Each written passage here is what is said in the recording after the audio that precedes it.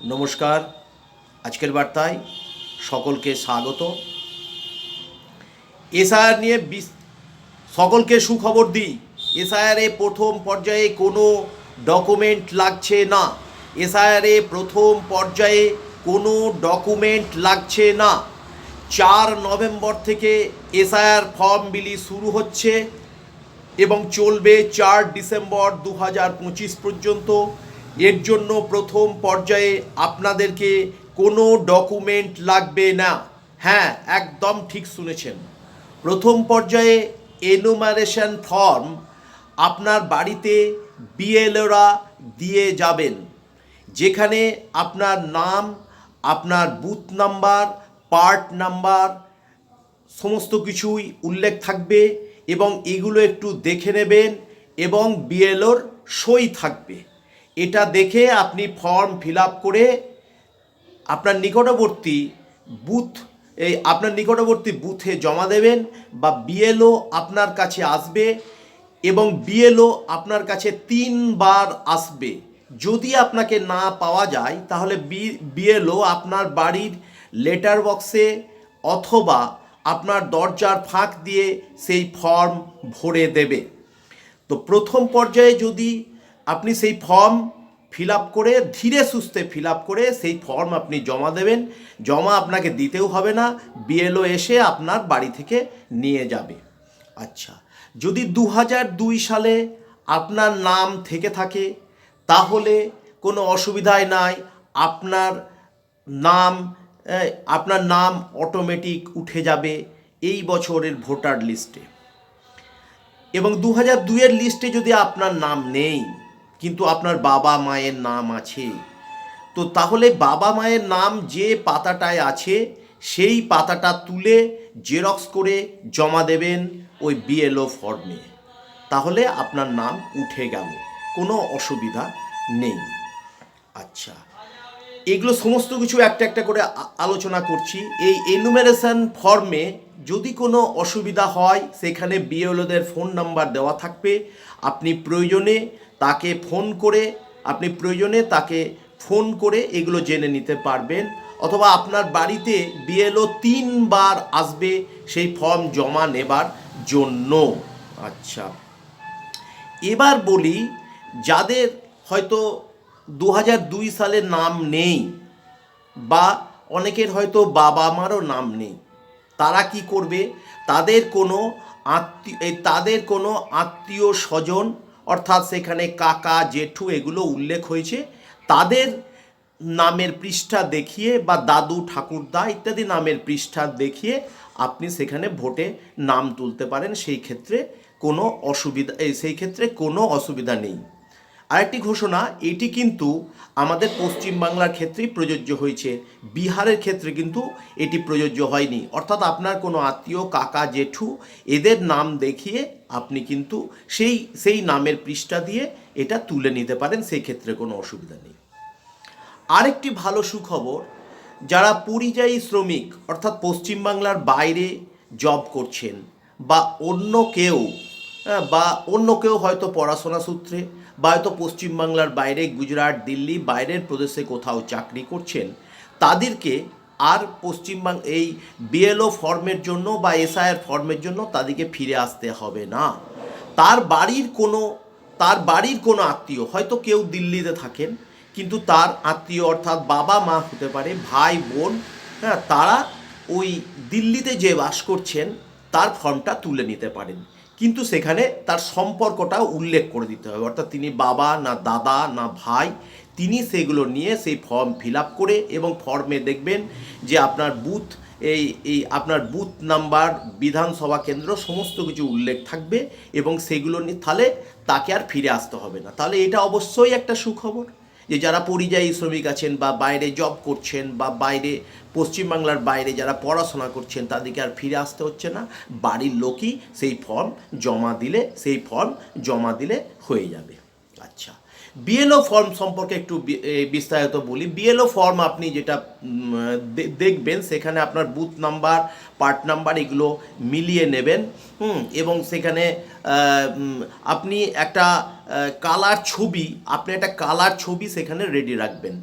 কারণ কালার ছবিটা দিলে হবে কি, হয়তো আপনি সেই চেহারার সাথে বর্তমান মিল নেই, তার জন্য আপনি রিসেন্ট তোলা কোনো কালার রঙিন ছবি আপনি তার সাথে জুড়ে দিতে পারেন।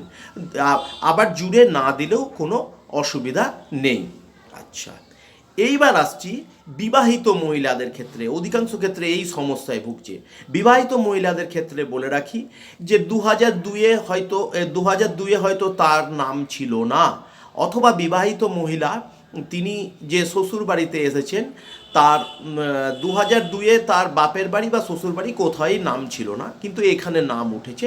তো সেই ক্ষেত্রে তার যে এপিক কার্ড, যে নতুন এপিক কার্ড হবে, সেই এপিক কার্ডে সে স্বামীর টাইটেলও রাখতে পারে বা নিজের টাইটেলও রাখতে পারে।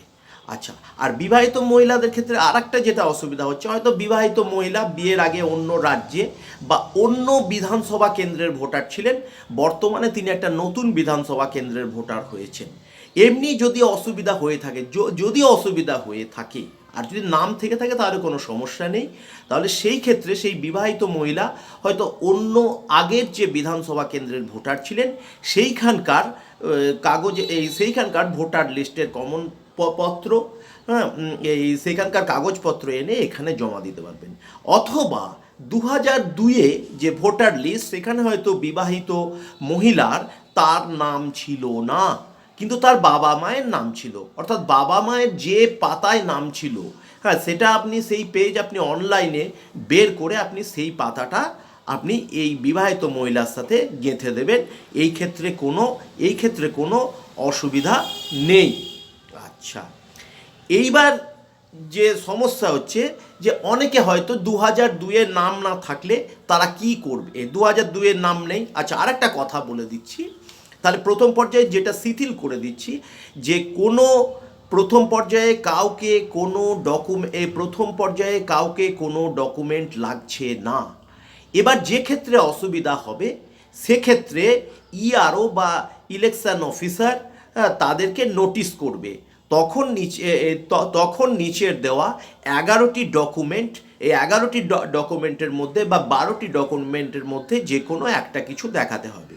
এবং 2002-এ যাদের নাম ছিল না, হ্যাঁ, সেক্ষেত্রে তাদের বাবা মা বা যে ফর্মুলা বললাম যে অন্যান্য আত্মীয়র যদি নাম থেকে থাকে তাহলে সেই পেজের কার্টুন তার সাথে জমা দিয়ে তার নাম হয়ে যাবে। সেক্ষেত্রে কোনো অসুবিধা হবে না। আচ্ছা, আরেকটা কথা বলে দিই। এবার ডকুমেন্টগুলো নিয়ে যে সমস্যা হচ্ছে সেগুলো একটু বিস্তারিত করে বলছি। যে 1987-র আগে যাদের জন্ম তাদেরকে কি প্রমাণপত্র দিতে হবে? তাদেরকে প্রমাণপত্র দিতে হবে তার জন্ম তারিখ অথবা জন্মস্থান কোনো সরকারি কর্তৃক, হ্যাঁ, এবং 11টি ডকুমেন্ট। এবং এগুলি যদি না থাকে তাহলে বাবা মায়ের ডকুমেন্ট তাদেরকে দিতে হবে, এবং কারো বাবা মা না থাকলেও তার আত্মীয়দের ডকুমেন্ট দিতে হবে।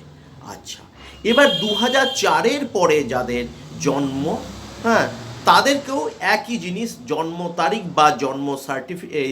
বা জন্মস্থান অথবা 11টা ডকুমেন্টের যে কোনো একটা, এবং বাবা মায়ের ডকুমেন্ট না থাকলে কোনো আত্মীয় ডকুমেন্ট দিলেই তার হয়ে যাবে। আচ্ছা, এবার কোনো ক্ষেত্রেই হয়তো কারো জন্ম সার্টিফিকেট নেই বা হয়তো বাবা মাও মৃত, তাদেরও কোনো কিছু নেই, কিছুই পাওয়া যাচ্ছে না। সেই ক্ষেত্রে কি হবে? সেই ক্ষেত্রে তাদেরকে দলিল দেখাতে হবে। দলিল দেখাতে হবে মানে কি, হয়তো আপনার ঠাকুরদা আপনি যে বাড়িতে বাস করছেন সেখানকার মালিক ছিল, তারপরে আপনার বাবা মালিক হয়েছে ওয়ারিসান বা ভাগসূত্রে, তারপরে আপনি মালিক হয়েছেন, অর্থাৎ যেটা সকলের ক্ষেত্রেই আছে, সেই দলিল আপনাকে দেখাতে হবে। অথবা বাবা মায়ের ডকুমেন্ট, অথবা গভর্নমেন্ট পঞ্চায়েতের দেওয়া, যদি পঞ্চায়েত বা পৌরসভা দেওয়া যদি গভর্নমেন্টের কোনো আবাস যোজনার ঘর বা কোনো রকম সুবিধা পেয়েছেন সেই ক্ষেত্রেও এগুলো চলবে না, সেই ক্ষেত্রেও এইগুলো গ্রাহ্য হবে। এছাড়া আদার্স যে কোনো কিছু বলা আছে সেগুলো তো আপনারা 11টা ডকুমেন্টে উল্লেখ করাই আছে, যে driving licence, passport, bank account ইত্যাদি যে কোনো একটা কিছু প্রমাণপত্র দেখাতে হবে। আচ্ছা, আর একটা বিশেষভাবে খবর দিচ্ছি যে এই প্রথমে এই খসড়া তালিকা প্রকাশিত হবে 7ই ফেব্রুয়ারি। 4 ডিসেম্বর অবধি এই শুনানি চলবে এবং 7ই ফেব্রুয়ারি এই খসড়া তালিকা ঘোষণা হবে। 7ই ফেব্রুয়ারি ঘোষণা হওয়ার পর আপনার যদি কোনো দাবি আপত্তি থাকে, অর্থাৎ আপনার নাম উঠল না, বা হয়তো আপনি দেখছেন কোনো লোক মৃত, তার নাম উঠে গেছে, অর্থাৎ কেউ হয়তো এখানে থাকেই না কিন্তু তাদের নাম উঠে গেছে, সেগুলো জানাবার জন্য আপনাকে 54 দিন সময় দেওয়া হবে। 54 দিনের মধ্যে আপনাকে সেই আপত্তি জানাতে হবে। তাহলে আপনার উপযুক্ত প্রমাণপত্র থাকলে সেগুলো গ্রাহ্য হবে। কিন্তু দেখলেন যে 54 দিনেও হয়তো বিবাহিত মহিলাদের ক্ষেত্রে যে প্রশ্ন আসছে যে বিবাহিত মহিলাদের 54 দিনেও কারো নাম উঠলো না, এই 54 দিনেও কোনো সমাধান হলো না, সেই ক্ষেত্রে কি হবে, একটা ক্যাম্প করা হবে। সেই ক্যাম্পে বিশেষ করে বিবাহিত মহিলাদের যে সমস্যা আসছে বা যাদের নাম ওঠেনি বা কোনো আপত্তি, সেইগুলো সমস্ত কিছু কাগজপত্র যে 11টা জিনিস চাইছে সেই 11টা ডকুমেন্ট শো করে আপনার নাম উঠতে পারে। এবার হয়তো 54 দিনেও আপনার কোনো সমাধান হলো না, তো সেই ক্ষেত্রে আপনি কিন্তু ডাইরেক্ট ডিস্ট্রিক্ট ম্যাজিস্ট্রেটকে অ্যাপ্লাই করতে পারেন এবং সেই ক্ষেত্রে উপযুক্ত ডকুমেন্ট দিয়ে আপনার সমস্যার সমাধান বা আপনার ভোটার লিস্টে নাম হতে পারে, অর্থাৎ ভয়ের কিছু নেই। লাস্টে আরেকটি কথা বলে রাখি যে অনেকে হয়তো ভারতের বাইরে আছেন, অর্থাৎ বিদেশি নাগরিক, তাদের ক্ষেত্রে কি হবে, যাদের হয়তো ভারতের বাইরে জন্ম তাদের ক্ষেত্রে কি হবে, তারা যারা বিদেশি দূতাবাস কর্তৃক তাদের যে সার্টিফিকেট, সেই সার্টিফিকেটের কপি দেখাতে হবে এবং সেই সার্টিফিকেট দেখিয়ে ভারতীয় নাগরিকত্বের যে কার্ড সেটা দেখাতে হবে। এছাড়া পাসপোর্ট ইত্যাদি দেখিয়ে তাদের সমাধান করে নিতে হবে। তো সুতরাং আশা করি আপনাদের সমস্ত কিছু সমাধান করতে চেষ্টা করলাম। সমস্ত কিছু সমাধান করতে চেষ্টা করলাম। এরপরে যদি কোনো অসুবিধা হয় বা আমি যদি কোনো ভুল করে থাকি, আপনারা দয়া করে সেটা আমাদেরকে জানাবেন এবং আপনাদের অন্য কোনো প্রশ্ন থাকলে আমাদেরকে বলবেন, আমরা সেটা সমাধান করতে চেষ্টা করব এবং কালকে আপনাদেরকে ফর্ম ফিল আপের পদ্ধতি সম্পর্কে আমি আপনাদেরকে আরও বিস্তারিতভাবে জানাচ্ছি। যদি এরপরেও কোনো অসুবিধা হয় আপনারা আমাকে জানান, আমি চেষ্টা করব, না হলে এটা অন্যান্য বন্ধুবান্ধবকে জানার জন্য বা যারা বুঝতে পারছে না তাদেরকে শেয়ার করে দিন এবং আরও সাবস্ক্রাইব করে দিন। ধন্যবাদ, সকলে ভালো থাকবেন।